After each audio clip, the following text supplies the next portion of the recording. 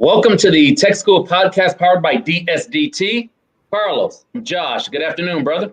Top of the day to you, sir. How are you? Doing well, doing well. It's been a little bit of a roller coaster with the weather here in Metro Detroit. Beautiful on Saturday, windy on Sunday, cold on Monday, cold on Tuesday. Yeah, like one day 60 and the next day it's snowing. Oh my goodness! Right? That is the month of March for you, indeed. Yeah. Is it one of your favorite seasons?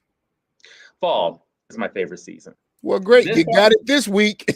Oh yeah, a little bit of everything. A little bit of everything. Right. Hey, we got a good episode, brother. We are talking to a remarkable woman who was a former student at DSDT, Shanley. We'll hear from her a little bit later on in the show. Absolutely. And then also we're going to talk to a good brother who is working with the city of Detroit. And the topic is going to be digital divide. And Carlos, you are a tech-savvy individual. When you hear about digital divide, I want to get your perspective on what comes to mind. I think we take for granted how so many people, one, aren't connected, and they don't have the basic skills in order to afford themselves opportunities. You know, that's, to me, that's what it means. And truly, until I even met our upcoming guest, I had never really heard of digital divide. He was the first person that introduced me to this ideology, that made it more mainstream for me. You know, it's kind of like one of those things that you know that it exists, you can feel it, but you just don't know the right terminology for it. And ever since he showed up on the scene and we've had these ongoing conversations, it's literally gone from a thought to an actual process, to an organization, to a worldwide movement. And as I stated, I believe he was like one of the forerunners of the whole digital divide, digital inclusion movement. Because until I heard him speak of it, I wasn't hearing anybody talk about that. Wow. And it makes you wonder if there are so many people, whether it's in the city of Detroit or other urban cities across the country, who are not even familiar with the term digital divide, that it goes well beyond not having a computer or a good cell phone signal. Like it goes a lot deeper than that. Yeah, it does. It absolutely does. And as I stated a second ago, I remember the first time at DSDT, we set out to do a computer programming course. We hired the best instructor that we could find, and we had the program set up. We got the students that wanted to participate. And literally within, 10 minutes, I remember the instructor came out and he said to me, he said, "Carlos, we have a problem." I said, "What's up?" He says, "They don't even know how to type." I said, "What?" I said, "What?" And a light bulb clicked in that instant. And it said to me that so many times we take some of the basic skills that some of us have, and we think that everybody is socially connected or they understand technology this in a similar way. And that's not true. It's not true. And I've said this before on the show. I have a 65-year-old mom. My mom's not connected. She's not connected. She doesn't have an email account. She doesn't want a Facebook account. I mean, it's just there are still a huge population out here that simply will never adopt it. But for those that would like to, I think that's the relative purpose of what a position that Joshua plays. And speaking of Joshua Edmonds, let's bring him in. Good afternoon, Joshua Edmonds. Good afternoon. Good afternoon. Yes, sir. Let's start off by learning more about what you do with the city of Detroit. What's your exact position? Tell us more about your work. So I am the city's director of digital inclusion. Much to what you have already covered, we were the first city in the country to have a director of digital inclusion. And my whole job is essentially bridging the digital divide. Now, in order for me to explain what that is, I'd have to explain the digital divide, and how I like to explain it, and I guess in forums like this, is it's a paradigm. And it's a paradigm of inequity. A lot of people can't afford technology, And quite frankly, if you can't really afford something, then how are you supposed to learn, what you can't about what you can't afford? And so there's this learning gap, there's an affordability gap, and then at the end of the day, as you begin looking at, and this is just a larger legacy around poverty and disinvestment, that we now are dealing with an under connectivity crisis, where you have a lot of people who might have a smartphone, but they're still underconnected to be able to do exactly what they need to do, specifically with participating in the larger digital economy. So my job is essentially to solve that, and we do that by any means necessary. And by any means necessary, that includes how do you connect with people to get them to learn more about digital divide and bridging that gap? So, the very first thing I did in Detroit, so I moved here. I'm originally from the tropical city of Cleveland, Ohio, and I moved to how does Cleveland get booed? How? Because of what LeBron did to the Pistons back in the day. He annihilated the starting five at the end. But I'll say this, I moved here in 2019 January, and I was just trying to build awareness. It stands to reason that you can't really fight a problem if you don't acknowledge the problem exists. Mm-hmm. And so my whole first year was just building momentum, building awareness. I had a kind of an internal rule that I would go to a minimum of 3 community events a week. So I'm going to churches, I'm going to block club meetings, I'm just going everywhere, just talking to people. And, a lot of that was just confirming what we already knew to be true, that, Carlos's example is perfect. There's a lot of people like that. And, who will say, well, I got a Facebook, so I know what's happening. It's like, no, you have a Facebook, but you don't even know how to check your messages. So it's a lot of that. But at the end of the day, after building the awareness, there was a time to act. And so, that website that was pulled up briefly, connect3and3.org, Connect 3 and 3 was something that I started because we needed, and I hate to quote Drumline here, but one brand, one sound. Because if we had a big enough issue on this digital divide, then we needed a big enough table to be able to solve it. And so therefore, what Connect 3 and 3 was designed to do was be the aggregate of all of your stakeholders, whether it's you're doing digital literacy or digital skilling training, whether you are a computer refurbisher, a computer store, you're providing tech support to people. We wanted to be the aggregate, so that way Detroit residents and organizations knew the North Star and how to actually, either access technology or to be able to provide a greater suite of services. And so our very first step was awareness. Awareness led to action, which is building what you see on that site. And, I think the third step was really just getting this thing funded. And so we have a lot of funders that we've been able to bring to the table. And we've been able to do some pretty phenomenal things. Last year I'd had to highlight our emergency broadband benefit effort. Within a year's time, we were able to enroll over 82,000 Detroit families in that internet program. And that was actually the leading internet operation in the country. And so, I think that for us, there's a certain standard of excellence that, we try to abide by because one, Detroit deserves that. And two, I just think that, given the pieces and parts and given the, dependency we have on this digital ecosystem, we don't win by people being unconnected and underconnected. And so therefore, all of our efforts need to be really centered on getting people connected first and foremost. And then after that, being able to identify, other ways. So the breakdown is digital inclusion at the onset, digital equity, meaning giving the people what they want, and giving it to them and really what they deserve. And then the last piece of that is digital empowerment. So how do you take someone to include them first, then acknowledge their specific needs, and then support them in that? Then how do you empower them to then have conversations, such as around the metaverse or, whatever, quantum computing, whatever people want to do. But how do you create that on-ramp for greater digital exploration? And so I think that that's what we've been able to do thus far. But I'll say a lot of our efforts were historic on the digital inclusion front. And we have used some digital equity, but, kind of some of the stuff that I can talk about later on as our path forward is really going to get into digital empowerment stuff. And that's where I get excited. This stuff in the beginning, don't let the passion fool you. I have that regularly, but the digital empowerment stuff is really what I'm excited about. Hey, Joshua, I'm a little curious, man. How many residents would you say roughly, if you have been able to estimate, that are part of the digital divide in the city of Detroit alone?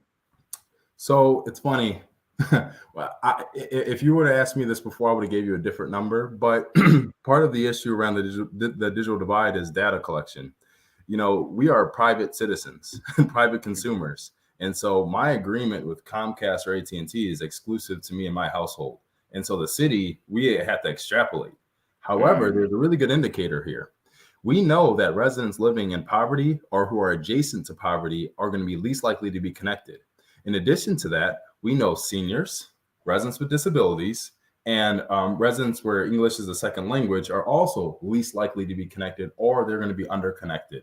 So therefore, I think that the safe guess to say, and that is usually current for us, is about 27% of Detroit residents do not have internet. And if they do have internet, it is not stable. And at some point in the year, they're going to go without internet. Wow, at least a quarter. Yes. So what's being done right now within the city of Detroit to bridge this gap? We were talking about it during the break that some really amazing work is underway. Yeah. So the very first thing, like I said, after we built that awareness, I was simultaneously fundraising like crazy to land a national nonprofit by the name of Human IT. And the reason why, I was just so focused on landing them is because the North Star for me at the very beginning was operationalizing the digital divide. What I mean by that is there's always going to be a digital divide, always. And what I mean by that specifically, there's always going to be people who do not have technology or do not have the most current form of technology. Technology is always iterating and getting faster and faster. There's always people who are going to be lagging behind. We need to have a mechanism that connects them. And so Human IT is a technology refurbisher amongst many other things, but their whole role is collecting technology, refurbishing and redistributing technology to residents who need it the most. Why is that important? Is because if everyone's going to need a computer and computers are going to keep breaking, we are going to need an operation where now I don't have to worry about thinking, how does these 500 families get computers today? And then 3 years from now, how does that same 500 families get computers tomorrow?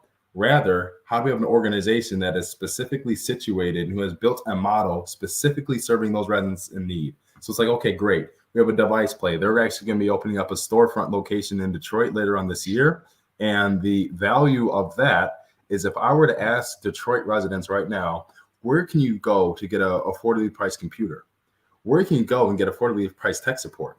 Most people are going to say the obvious, oh, you can go to Best Buy, you can go to Micro Center. And it's like, okay, great. Well, where are those? They're all in the suburbs. And so if we also have our mobility challenges, how do we begin removing those specific barriers for residents to be able to access technology? So getting Human IT up and running, great. Glad that we had that. That in itself was a pretty historic effort, but they're here to stay, and they're hiring a very diverse and incredibly qualified Detroit workforce to help with those operations. But separate from that, we are also focusing a lot more on empowering residents to take advantage of those existing internet subsidies. So last year I mentioned this emergency broadband benefit.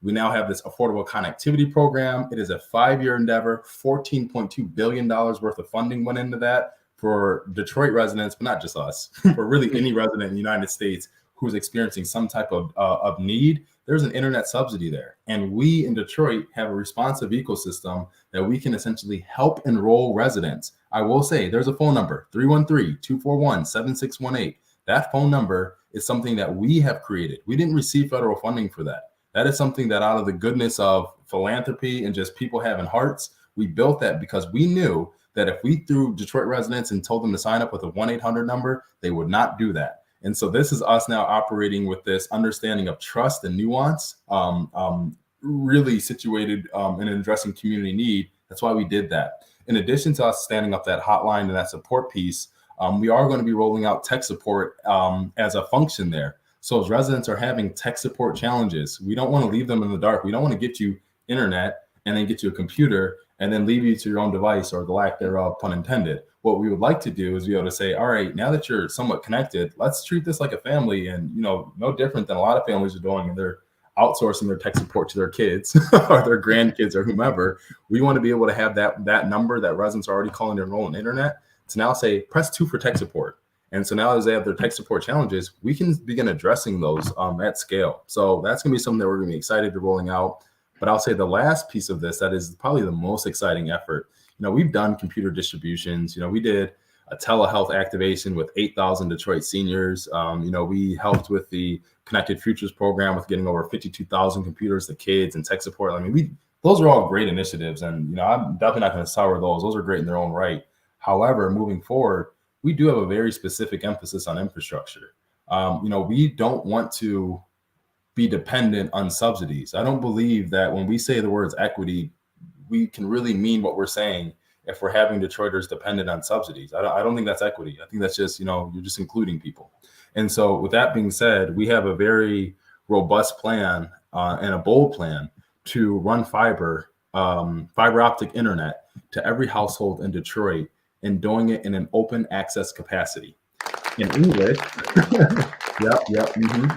In English, what that means is we are taking the future focused infrastructure. And so fiber optic is the fastest, most reliable infrastructure from an internet experience to date. We are taking that infrastructure and running that to every Detroit household. In addition to that, we're going to be doing it in an open access capacity. And what that means, think of open access like an airport. Airports have plenty of different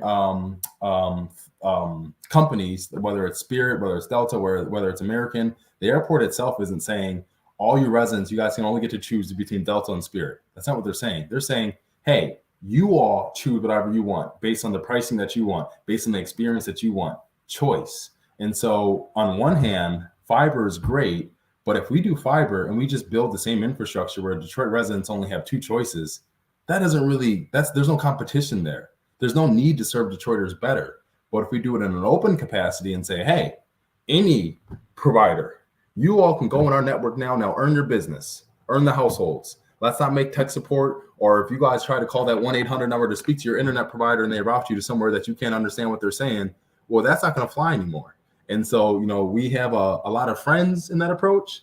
I'm not going to sugarcoat it. A lot of people who do not like that approach. You can probably guess who that is. I'm not going to name it, but if you say that, I'm not going to say anything either way. But that is our belief that you're not going to get true equity unless you're willing to take some of those punches and take that heat, because behind that's now where Detroiters are actually being prioritized. Now Detroiters aren't buying and paying for internet that is either slow, outdated, or there's no quality to it. Or I'll just even address maybe it's not an elephant in the room, but it's definitely an issue. The rate creep, where, for example, I moved to Detroit and I was paying $60 a month on internet. Now, all of a sudden, I find myself paying $108 a month. Now, how does that make sense? Mm-hmm. And so I think that those are the things where if we want to look at poverty's effects on people, well, then we need to look at the things that are also adjacent to poverty, that are forcing people to have to make the decision between expensive, very critical, necessary internet and food.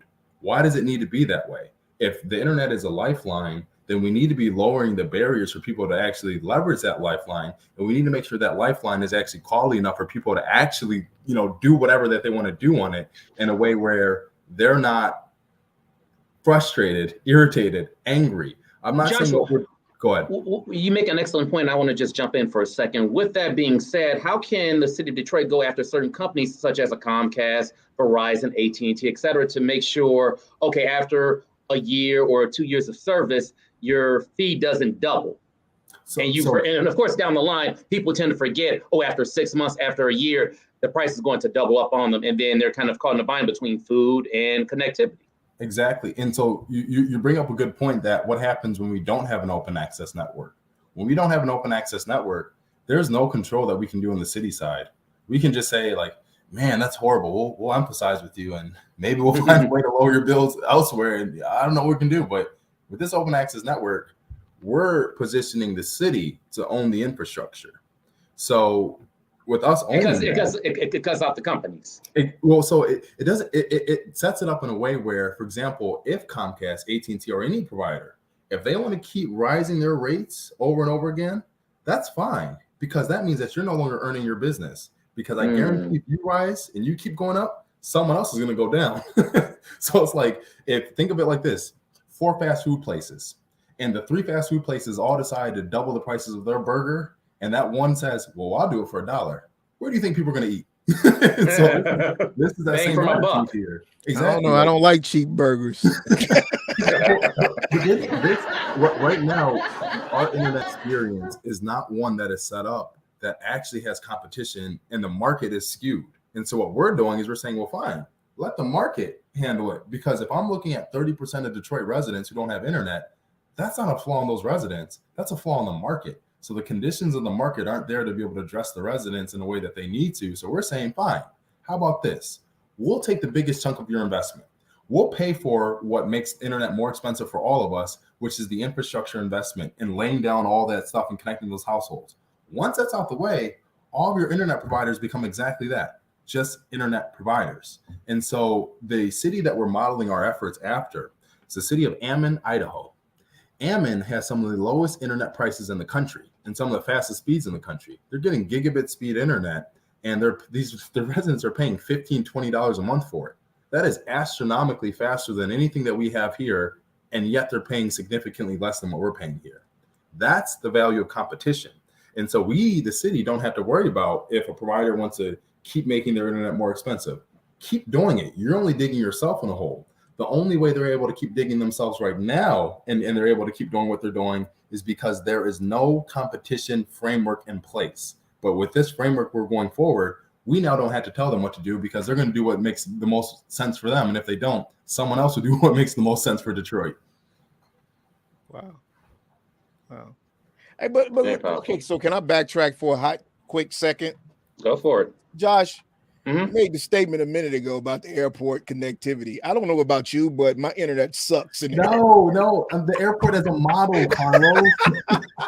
yes, you're right. I don't know what they're doing at the airport, but I'm saying the airport as a model. That if people all said tomorrow, you know what? I don't care if Spirit is the cheapest. I don't like their customer service. I don't like that I don't get any snacks. I don't like that the seats are small. I don't like. It doesn't matter that the seats feel like rocks either. Right. At some point, someone's going to say, or another airline's going to say, hey, how about this? How about we do discount Wednesdays? How would you discount there? At some point, the market's going to continue to correct, and Spirit then would have to respond to that. So again, we don't have to artificially dictate and tell them this is how you got to do it. You got to jump this high to serve us. It's like, y'all will figure it out, and if you don't, someone else will. You know what I like more so that I'm hearing is the fact that you guys are saying, or not you guys, but you are saying on behalf of the city is that we're going to build a better roadway, right? It's going to be better, it's going to be faster, and it's going to be cheaper. Why would you not choose this? Well, so think about it this way, and we're sensitive. We're sensitive to this. I've had to use a lot more empathy than I thought in this approach. I figured that was just going to make sense to people, but you got to realize that a lot of us have what is our internet? We have a lot of us have cable. Cable is different than fiber. And so if you have all these cable assets and now we're pushing fiber everywhere, you're now looking like, well, wait a second. I got cable on the ground. So what are we going to do with that? And our response is, hey, we see you. We're thankful that you bought it. But at the end of the day, like, you bought that. That's not ours. You got to figure out what to do with it. So it's almost like, you buying a whole bunch of Carlos, you'll appreciate this one. You buying a whole bunch of Bitcoin. so it's almost like you buying. Actually, no, I'll flip it around. It's more accurate if I flip it around. You buying a whole bunch of dollars. How about that? And you got a whole bunch of it. And now all of a sudden, people are now talking about pushing Bitcoin. And you're sitting here with all your dollars, like, what do you mean? Like, what am I supposed to do with this? And it's like, well, you got that. You should have looked at the conditions of the market and adjusted. You should have known when to dump that asset. And so you can't look at us and get mad at us because you held onto it. You got to be smarter about it. And so for us, there are people who are really resisting us because they know that they're holding onto an asset that cannot compete with what we're putting in the ground. And so that's who's upset with us. And that's why they're like, trying to figure out a way to get their money back. But even if they could try and get their money back on the network itself, the internet is going to be so competitively cheap that they're not going to be able to recoup the cost that way either. So I can understand why they're angry. I mean, I will tell them, like, we see why you're upset, but is it better for the residents? And no one can deny that. It is better for the residents, so that's what we should be doing, period. Yeah. He explained to me in the sense that, when a for-profit company is trying to do something similar, it's with the idea that it's for profit. And them being the city, and it's better for public interest, then it totally blows the for-profit model out of the water, right? And they have an opportunity to find more investors simply because of that. Can you kind of shed light on that, Josh? Yeah, I mean, it's to your point. There are a lot of people, again, who are in the opposition of this plan, who will say that it's not good for it's not good. It's not good. We don't like it. And it's like what they're leaving out is it's not good for you. Because you don't make money? Because you don't make money or more money? Exactly. So if we're looking at, and we're just using people's words against them, if we look at the internet as critical, everyone says that. Oh yeah, it's critical to connecting to jobs, the education, the healthcare, the wellness. Okay, great. It's critical. So then why is the critical service so expensive? It doesn't make sense. That's like medicine being, $1 million. Doesn't make sense. Like you're defeating your purpose here. And so if you are deeming it's critical and you're believing it's also to be very expensive, then one of these is wrong. And I happen to believe that the internet is critical, so therefore I don't believe it should be expensive. And so if that's the case, then we are now motivated by the public good and not by private capital. And so if we're motivated by public good, what is good for the residents is good for us. And what is good for business. Here's a question. Are we looking at the next Barack Obama? I'm just asking. Huh? I'm just asking. I will say this, because I did get to work on President Obama's Connect Home initiative. So President Obama did have a Connect Home initiative. This one I was working in public housing. And my whole job was to sign residents up for internet. That job taught me so much that I even still use to this day. You don't hear me talk. I might talk about poverty and people being adjacent to poverty, but you'll seldom hear me call people low income. I hate that because it's like, no, man, I can't do it. But that job showed me that. And so I think that there's just been a lot of experiences that I've been able to have from leaders like President Obama to be like, yeah, this is the path that we need to be going on. It's just really unfortunate because there are a lot of even larger, broader government stakeholders that you would think would be on our side here, but who are really just more so interested in that status quo approach. And that stuff just, that one gets me angry. And so I'm thankful that the city of Detroit has taken a bolder position, because I'll be honest, I've been in cities where that's not the case, where a lot of them are like, no, man, leave it up to Comcast and AT&T. Their internet, they do what they do. We're government, we do what we do. And it's like, no, like systems evolve over time. And if we're not going to be responsive to the people that we serve, then what are we doing? And I think that that's been the attitude that I've been taking. And some people like it. And as you can guess, a lot of people don't. Right. And listen, so here's one question, right? Do you see connectivity as a privilege or a right? At one point it was a privilege. It was. Not anymore. It is definitely a right. And I think denying people connectivity, whether intentionally, pseudo-intentionally, or unintentionally, I think that, it is our responsibility for folks in public administration to call them out on that and say, no. We have a right to this infrastructure. We have a right to educate. We have a right to, health, wellness, and prosperity. And as long as the internet is going to be that bridge between those aforementioned values, then internet then becomes a right in that, line of thinking. And so I think moving forward, you're going to hear us refer to the state of underconnectivity in Detroit as a digital access emergency. This is an emergency. This might not be an emergency in the sense of a fire that you can see, but it absolutely is that electrical fire that's doing more damage than we even realize. And so I think that that's kind of how I've been conceptualizing the digital divide. And and a number of other people who are close to me you'll hear me say, this is absolutely a right. And you are owed that as a Detroit resident or just anyone, honestly, anyone around the planet at this point. If you choose to deny this and you choose not to engage, we're not going to force you.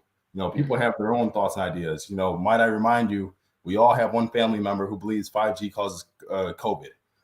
We all have one family member 5G causes cancer. You can't do anything about that right now. But what we can do is extend them an opportunity. And if they still take, and decide to participate in this digital economy, we're doing it with no arbitrary, bars that are preventing them, even though we're saying we want you on it. But, now all of a sudden we're actually putting our money where our mouth is with this approach. Here's a question we have from one viewer right now, what are the qualifications to access affordable tech devices? So from the Human IT shop, they usually provide some. You have to provide some proof of assistance. Either you qualify for assistance or you are already receiving some type of assistance, all the way from school lunch program, a Pell Grant. However, with the Affordable Connectivity Program, they do provide a $100 device voucher. And for that, residents need to be at 200% or below the poverty level. But to be honest, in order to figure out more of that, you can call 313-241-7618, and a representative will be able to help you understand the qualifications. Good deal. And my final question, the digital divide has been in existence for decades. Did the pandemic shed more light on the problem? Oh, 100%. The pandemic was ruthless, and it still is. We're still feeling those effects, and we're going to feel those effects for quite some time. And I think that when you looked at historically, January 2020, so obviously that's before the pandemic became the pandemic that we recognize, though COVID was around before that. January 2020, I got a call from the Democrats to testify in front of Congress. It was the first time that congressional leaders actually held a hearing on the matter of digital equity. In Detroit, we were the only city invited to testify. Now, there were other people on there, but we were the only city. And that testimony, I can't even watch it still to this day because I get too nervous and scared, because that was easily the scariest moment of my life. But we made a very strong argument, everybody there, of the role that Congress should be playing in allocating funding to supporting and helping bridge the digital divide. And in short order, March, the school shut down. So you take the end of January, and all we had was February to kind of reflect. Then March, everything that we said was put to that test. And the reason why that's significant is because a lot of the logic that we're using then seemed to be so future focused, seemed to be so, oh, that's going to take years for.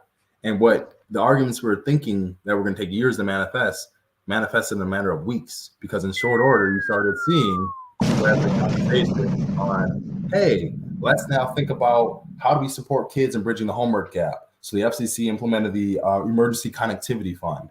Then you said, well, residents are having struggles with affording internet. Now you hear the emergency broadband benefit. All these things that were mentioned in January now start going into effect, and public comment starts being released later on that year. So there was absolutely the pandemic, and I would say only the pandemic, that really got people moving to act in a way where now the government is taking not full responsibility, but some responsibility in this digital equity crisis. And I think that we're looking at a larger group of stakeholders to help us, eradicate that. And I think that's where you see Connect 3 coming up. And that's where you see our plans on building this open access network, because government, we have our role. We're taking ownership to some degree, but at the same time, we can't do it alone. And that's where you hear us saying, earn your business and serve the residents the way that they need to be served. And I think that we actually get that much closer to bridging the digital divide. Hey, listen, so I remember the day when he would show up on the scene. He was a one-man show. He was a pandemic happened. Now you can't even get the guy on the phone. It's like trying to call, I don't know, President Biden or somebody. All of a sudden, he is the man because he was the forerunner of this digital divide. Look, I've been telling everybody, I've been telling y'all, you're not connected. I was telling you needed more devices, because I know we had a run on devices at DSDT. We were literally pulling devices off of tabletops in order to get it to students in the local area, because they didn't have access at home. And it was like in that instant, everything became so real. But Josh was literally the first person that I heard that was sounding the alarm that things needed to change, and they needed to change fast. And as of March, I think it was March 2nd in 2020, everything just showed up, and it was as he said it was. So, my good friend, I want to say thank you. Yes. I want to say thank you. And so I know you're the man of the hour. I know you got a lot of city business that you're trying to handle and everything, but I am so privileged to have you take out time today to come and share some information with a lot of our community that need it, as well as the world, they need to understand what's going on. You know, Detroit, we were just talking last week about how Miami and the state of Arizona or Colorado were fighting to become these blockchain crypto capitals of the United States. Well, Detroit is still making a play for the futuristic technologies that we don't even really know about, because we don't hear a lot of conversation happening about that, you know. And whether you know it or not, my co-host here, Mr. Josh, Fox 2 anchorman. That's where he's from. Right. Trying about this entire time. These are stories that Josh is not even, necessarily covering on a daily basis. So it does us well to have someone like you come from the city to impart some of these details to us. So we thank you for that, sir. Absolutely, man. And it's a story I will have to cover as we get closer to it. We'll have to cover this. Man, well, I will say this as a teaser. We are going to be doing a pilot demonstration of this year. So, I'm not one to, share prematurely and then, kind of go away for 5 years. Then be like, you see that shovel on the ground? It's happening. It's like, no. This year, we actually want to have a pilot up and running. We've already secured the funding. Now, all of a sudden, it's just, navigating some of the bureaucracy of getting that money out the door. But we've already identified an area. I can say it's actually the Hope Village neighborhood in Detroit. It's right outside of Focus Hope, and the reason why it's about 2,000 residents that we're going to be households we're going to be connecting over there. But the reason why is because they had a 45-day internet outage last year, and that to us signals a digital access emergency. And so in direct response to that emergency, we are going to be deploying the open access network starting there first, and then we'll be expanding after that. So hold on. Bad. I think I have an emergency over here in Southwest Detroit. Man, there's emergency everywhere. Huh? And since I know the director personally, then I want to cast my iron into the fire as well. We need some connectivity. I have 3 services in this building just to make it work full time. Actually, Carlos, while you're playing, hold that thought, because don't think that I didn't mention that just ironically, that I'm just so unpolished that I'd mentioned that. I know I mentioned that. Don't worry, I know where you are. That's my friend. Listen, man. Thank you. We look forward to having another conversation with you. Yes. You're always welcome. And you better believe my good co-host here from Fox 2 News will be reaching out to you for a follow-up. Thank you. Absolutely. Good stuff right there. Yes, sir. All right. So, of course, we got to pay these bills, right, Josh? Absolutely. We'll be right back. You guys, right after the bills being paid, we're going to bring on our student alum, Miss Shanley Carlton. And you got to wait around for this, because it's one of those stories, one of those experiences you have got to hear for yourself. All right. So let us pay these bills and we'll be right back.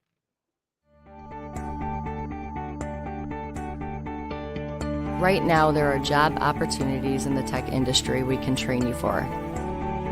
In our newly renovated state-of-the-art facility, classes are beginning monthly in cybersecurity, drone technology, digital marketing, computer programming, film production, and many, many others.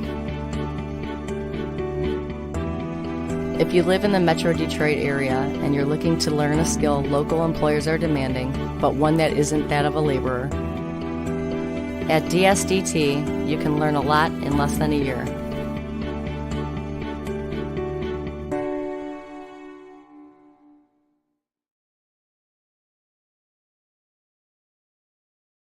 Hello, I'm Jason Stemmer.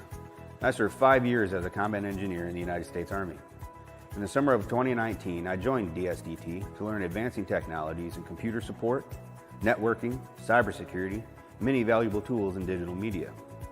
DSDT is partnered with a lot of veteran-friendly employers, and with the help of DSDT's job placement assistance, I was able to quickly begin work in the IT field.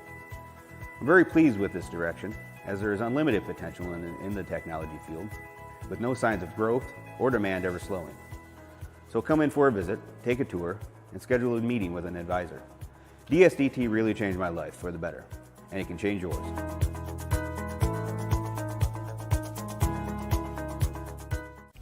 At a Detroit School for Digital Technology, we strive to provide students who are willing to learn new and exciting skill sets with a quality education in cutting-edge film technology to include recording in HD and 4K formats, drone videography, editing, and state-of-the-art color grading. Our instructors are friendly, knowledgeable industry professionals who are willing to teach. For more information, call us at 313-263-4200 or visit us on the web at dsdt.tech.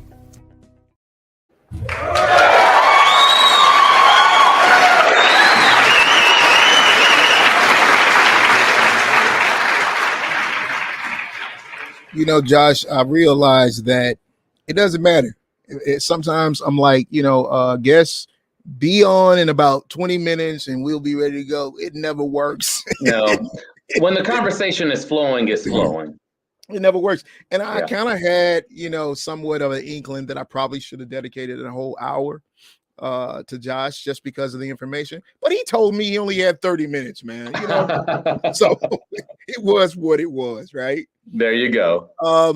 But without any longer wait, we definitely want to bring on Shanley, who has, to me, the most sensational name, right? It is a nice name. It's Shanley Carlton. Shanley I like Carlton. It. So why don't we just bring Shanley on now, right? Let's do it. Hello. Shanley, how are you? Good afternoon. Good afternoon. I've been tuned in this whole time. I know you've seen me back there, I think. Yeah, we saw you in the waiting room waiting patiently. Joshua had the most interesting things to talk about. I learned so much. I don't know. He's not still around. He has more important things to do now. He's gone. He had to get back to work. Okay. Because I have things that I want to tell him, but I'll have to connect with him later. No. Don't worry about that. We are the source of the connections. We are definitely connecting. Literally, it's done. It's done. All right. So, Shanley, why don't you tell us a little bit about your experience at DSDT? But first and foremost, let me just say this. Let me get this out because I remember the first day she showed up on the doorstep, right? So before you tell us about your experience with DSDT, you have a background and you have a degree. Can you tell us what they are and then tell us about your experience? Sure. Okay, so I'm from the South. I grew up in Florida. I went to school at Alabama, and then I moved up to Michigan doing engineering and automotive. And then I was ready for a career shift, and I loved video editing. And so I found DSDT, and they had this video editing program that BZ taught, and I think he's like probably somewhere behind the scenes right now. And so I think, Carlos, I showed you like this video I had made for my boyfriend for Christmas or something. And I was like, hey, this is like a hobby I like to do. It's like, I really get in the zone when I do it. I really love it.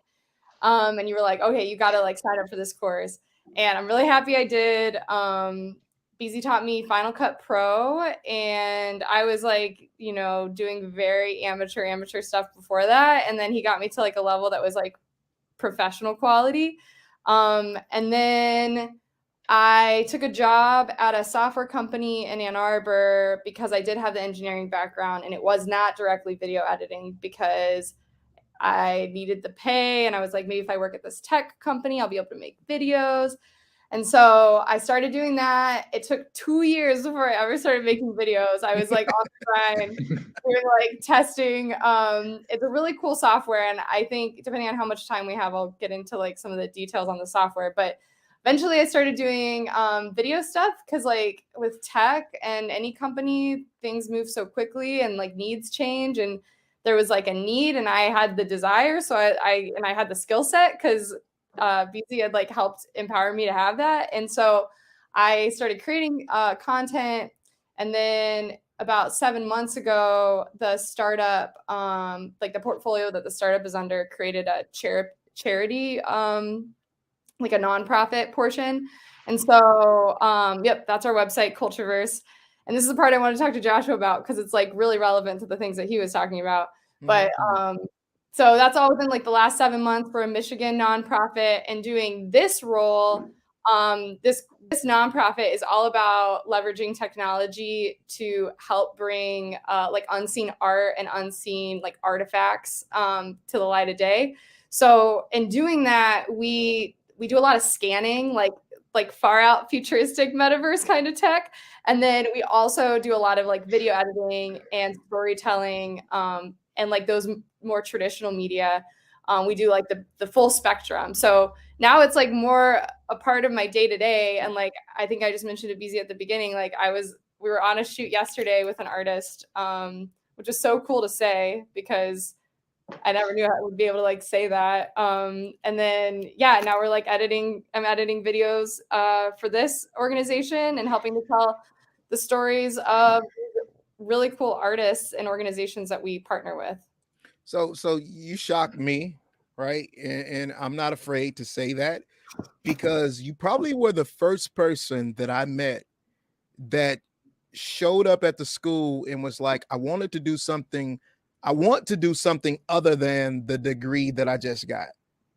There's one other person from that went to Howard that came here after getting his degree in civil engineering, and because he wanted to follow this passion, this creativity, he came to learn the editing piece as well. And that makes me stop and think like, wow, it really does. And so we sit and we listen to you tell some of what's been happening in your afterlife, and you're like, listen, I got this job at this software company because I got this degree, right? But all I really wanted to do, I just wanted to edit videos. Yeah. I mean, come on, man. True. It's really true. And like, I think at the time, like, yeah, and I love where I've landed too. Like the team I work on is so cool, and like the projects we work on are so out there, and like we're really like pushing the limits on technology. We're like I was thinking when Joshua was talking, he's dealing with the full spectrum of creating access to technology, but a lot of the stuff he focused on was like the foundational infrastructure piece. But the part that he's excited about is like the explorative technology, like crazy cool part. And we're like Cultureverse is on that side, and we are leaning on Joshua to do the infrastructure work so that our mission rings true, which is generate access to create equity through creating access to these like art and artifacts. But if you don't have the basics, like you don't have a device or you don't have good internet, then that is like moot point because you don't have those things. I don't know where I was going with that, but it was important that I said that. So you're working out of Ann Arbor with the company that is it a subsidiary of the original company? It's more of it's like more affiliated with the investment portfolio. So it's not a subsidiary. We're a strategic, or that software company that I used to work at is a strategic partner of this nonprofit. Like we leverage that technology, and I can talk a little bit about that technology real quick. It's it's like a virtual gallery building software that anyone can like do this for free, by the way. The software is called SaganWorks. It's out of Ann Arbor. If you wanted to like create virtual galleries like today, you could do it. But at one point, and like it's still partially this, but it was described as like Google Drive meets Minecraft, because it makes it really easy to build, like it's like world building, but with information. And so the part that Cultureverse has been using this technology for is the information being like art. So like taking like, SaganWorks updated their website. I haven't seen that recently. That's sweet. There you go. So we take like, if the information is a picture or the information is a sculpture, we may scan it and place it into these like 3D environments. Because as like technology continues to grow, we're going to have more and more like 3D assets, and SaganWorks is just one of those places that you can put those and you can arrange them. It's another storytelling tool. It's just a part of like the digital landscape. And like, I know metaverse is like a really hot word right now. It's like, it's all part of it. But yeah, Cultureverse is like not tied to like any one particular technology. We're exploring a lot of different technologies, and we have like, I think we have 4 scanners that we own. One is a full body scanner, so we can like scan people. We have one for scanning like cars. We have one for scanning like little tiny things. We have one for scanning like rooms, and we scan things. We put them in virtual environments. We share them out. We create really cool experiences, and we just give like attention to really cool work that artists are doing, and give attention to collections of like, we're working with a puppet collection in Saline, Michigan right now, where these puppets have been like sitting in boxes in the basement of their city hall for like years. And we've scanned the puppets and are like creating a virtual exhibit and like putting all this energy and like love. It's kind of like, it's like a labor of love. Like we're putting this love and attention into just like art and culture and doing it through technology. But yeah. So was there ever a time when you were in Florida and you were thinking that you were on your way up north, that this was going to be the landing pad? My first, like Detroit, I love Detroit. Let me just say, I love the city of Detroit. I don't know, like I interned up here when I was like 19 years old. So I'd come up to Detroit in the summertime for internships. And it just had to do with like my degree and like where the industry was, because automotive is such a big focus here. And I just was so captivated by, in the summertime, Michigan is like one of the most amazing places anywhere, because the summers last forever and the weather is perfect, and the weather in Florida sucks in the summertime. So like I didn't even like get the whole experience when I was here in the summer times. But Detroit specifically had this like huge creator culture. Like people are just making things, and people are making like weird, crazy things. And it was art, and it was like function too. And there was so much diversity and like so much community too. There's so many like of these nonprofits and organizations, and like all of it felt like it nourished like the human experience. So I kind of got like addicted to Detroit because of its like all of its like, it's just so multifaceted. Like there's something for every part of like, I think, the human experience here. So I love Detroit. Yeah. I think you kind of, you make me mindful of some of the experiences that I had too, coming from the South. I'm from Arkansas. Okay. Born and raised. I don't remember where you're from. Okay. I moved up here when I was 18. Well, a month before I turned 18. But I vividly remember when my mom and my stepfather used to bring me up back in the 80s. And we'd come up during the summer and we'd come down to the fireworks. And I mean, it would be so many people, and I would think, wow, coming from a small town in Arkansas. I remember when I was about 9 years old, walking across Eastern Michigan University's campus, because it was between my mom's and my aunt's house. And I remember thinking, wow, I'd never been on a campus as large as Eastern Michigan. In truth to form, Josh. Yes. That was the reason. And that was the reason originally why I came to Michigan. And I say that because I know that's your alma mater. Yes. I wanted to come, and I wanted to go to Eastern Michigan University. EMU is great. That's awesome. Right. That's really cool. Yeah, it's crazy. Like, it does make a difference. The first like big city or the first campus that you go to, it's kind of like a first love or something. Yeah. Yeah, I think the same. I think where I came from in Florida was like a really small town, and so when I moved into a city, it was a big difference. Because even in Alabama, when I went to college, like Tuscaloosa isn't a big city. It's pretty much a sprawling college town with like a little bit of city. But Detroit was like, a legit city. And then you go to Chicago and you're like, you're not so big. Right. But it's cold too. It's still cold. It's still cold. So here's a question. In the grand scheme of everything that you have going on right now, how would you say that the skills that you've acquired, specifically when it comes to the creativity portion, how do you think that they fit in preparing or giving these opportunities to you? Well, the creativity thing, okay, so that's interesting. So I think everyone's creative. And I think we probably like label ourselves one way or another, and that just limits us. But I think when I like came to DSDT, I thought of myself as being creative, and I was like encouraged, and there was never any limitation. I think that's like one thing that you do sometimes get in like a corporate setting or like some settings is like your creativity can really be limited or not encouraged and not like given like this fertile like space to grow. And I never felt that way at DSDT. And the biggest pieces, I think I think it was just probably like kind of like nobody getting in my way and just letting me like do my thing, but then giving me the technical skills and like some industry information so that I could do it in a way that wasn't amateur, that had quality. Does that answer your question? Yep, absolutely. Absolutely. So if there was anyone on the other side of the screen, and they were considering enrolling into a DSDT program, what would you say to that individual? Take Beezy's class. Beezy's so cool. All right.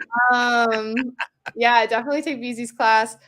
I think, and take advantage of like the opportunities to go out and shoot with him, like on like stuff when you're actually out there in the field. I think you like learn so much, and the few times I did that, it was like really helpful. And then it sounds like DSDT is like thinking up some new courses based off of what we talked about earlier, Carlos. And I think all of that, like I think all of that's really important. So like, I think it's really cool that DSDT is forward thinking with the kind of technology offerings that you have, because you need to be, especially like if you're trying to carve out these like kind of like these niches for people, but these career paths, like if you're teaching people to use like the Matterport scanner, or you're teaching people to build in like Unity, these like that's going to become more like that is valuable now, and it's becoming more and more sought after. So I think any of those newer courses will be awesome for new students. I believe that as well. You know, I pick up on some of the code words that a you and a Joshua. Can I say Joshua? Or do I have to say director? I don't know. He's not here anymore. Yeah, so you can say Josh now. I can say Joshua, right? But I hear the code words in the vernacular that you guys are using, and it makes me feel as though we're headed in the right direction. You know, I was just talking to someone earlier about how I just learned of an organization here in the city of Detroit that's been here for years, and we never have crossed paths. What is it? It's Detroit Black Tech. Okay. So it's a nonprofit. They had and shout out to the guys and gals over at Detroit Black Tech. They had a Hacking for My Homie virtual conference a couple weeks ago. And it was literally the last day of the conference was the first time I'd ever heard of them. And it was through a previous instructor who contacted me and said, Carlos, you really should reach out to these individuals. Well, I'm like, where have they been? But the point is this. For several years now, we have mainly been in the IT cybersecurity arena. That's been our bread and butter. Majority of the students that come to us through the military component, that's what they are wishing to take. But then you start hearing another conversation happening around the water container. And that conversation is having to do with blockchain and crypto and metaverses and all these things. And it's like, wait a minute, there's more to this? Yeah. You know? And so when I listen to you and I listen to Josh, then I start to see the relevance in it all. You know, I don't think that we have to be a one trick pony, right? Because it doesn't serve our community by doing that. We have to be exposed to everything potentially as far as an institution.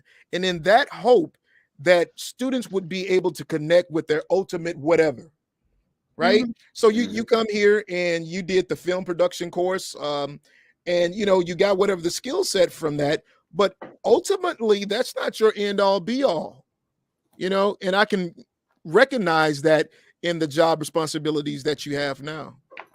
Yeah, I think like that's something I've learned just at a tech company. I don't think it matters what kind of tech company, honestly, just at a tech company is keeping on top of the newest tools is like critical.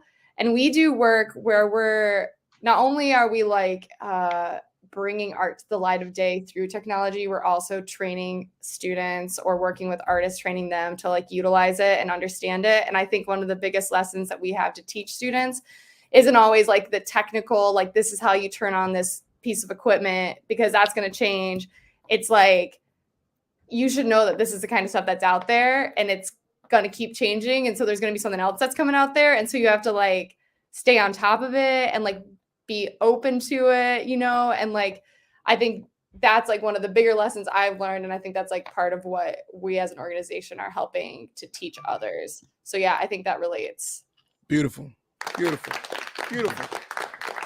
Last question. So in the grand scheme of things, 5 years from now, what do you grow up to be? Okay, what do I grow up to be? I don't know. Maybe an artist. I think I want to be an artist. She's not an engineer no more. She's not an engineer no more. She's not video no more. She's like, okay, now I want to be an artist. Art is so cool. A woman with many talents on International Women's Day. Oh yeah. Good one. Yes, oh, sir. Yeah. Happy International Women's Day. Yeah.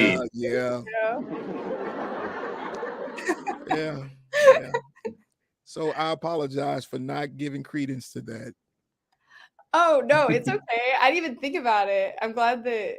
Yeah, Josh. See, Josh is the guy with current events. He's supposed to keep us up on all of these things. I don't know. He's been slacking. I'm trying to help out. I'm trying. He just got a notification on his calendar, and he's like, "Oh, National Women's Day." Shanley, it has definitely been a pleasure having this conversation with you. I am so indebted to you, and I appreciate every time. And no matter what or whenever I call you, you always show up and show out. Thank you. Thank you. I had a great time there, so thank you. Absolutely. And I will be reaching out to you this evening to make sure that the connection is made, you know, so that you definitely have the conversation that you're looking to have with Mr. Director of Digital Inclusion for the city of Detroit, Mr. Joshua Edmonds. Awesome. All right. Cool. Take care, and we'll talk to you soon, okay? Sounds good. All right. Bye. All right. Nice to meet you. Bye. Bye. Likewise. Wow. Good stuff. Oh, hold on. I'm gonna try this again. Director of Digital Inclusion for the city of Detroit. Oh, that's a mouthful. Yes, it is. But that's a mouthful. But it's a position that does great work. Absolutely, it does. Therefore, it's all good. Absolutely. You know, again, I was looking at the website as Josh was speaking, and I was amazed at some of the community partners that he has. And I say him because a lot of that was through his own blood, sweat, and tears, getting out and beating the pavement. That's how it is in our community. He formed those relationships, and he was able to bring them to the table to now. He now has this organization where, you know, they're kind of making some things happen in the city. And I'm so appreciative of that. So appreciative, you know, so I don't know. And I was talking to him about this last evening, you know, so what happens when your term limit comes up? You know, what happens? Do you expire, or do you put in another 20 years, you know, with everyone else that's on payroll? Well, I think he can do the work he's doing in a bigger role as years come. Yeah. And that's what he kind of alluded to too. Yeah. You know, he has you can tell, man, he's a guy of vision. Absolutely. He really is. And so he's planning the next phase of his whatever that might look like. All I know is that if not for him, then there's no way in the world we would have been as prepared as we were when March 2020 happened. So again, Mr. Director Joshua Edmonds, we are grateful and we thank you for coming on today, sir. Yes. To Joshua and Shanley, thank you both. Absolutely. How did you not know it's International Women's Day? Man, it's all over social media. Josh, I mean, do I really have to say it? No. I'm not a woman. I'm just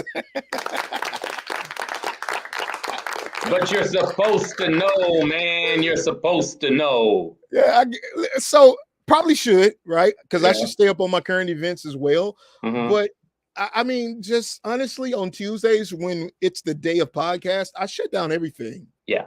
I shut down everything, and I'm preparing for our 3 o'clock segment. Mhm. So I apologize. I promise you, it'll happen again. Just telling the truth.